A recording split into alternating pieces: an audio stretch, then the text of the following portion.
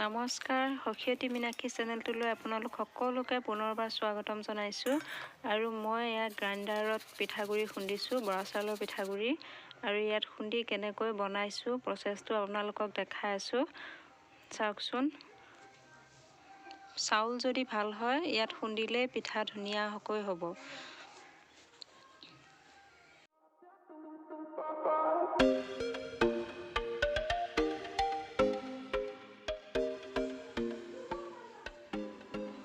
এইখিনি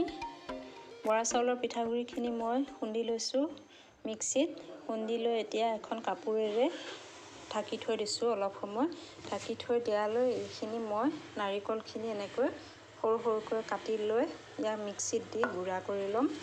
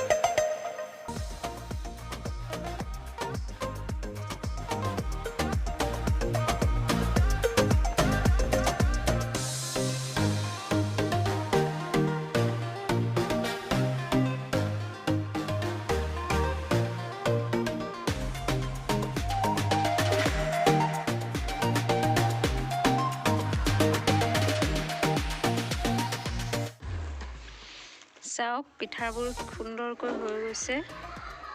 অকলশৰীয়া হ'লে ঢেঁকীত যদি খুন্দাৰ সুবিধা নহয় তেনেহ'লে আপোনালোকে গ্ৰাইণ্ডাৰতে খুন্দি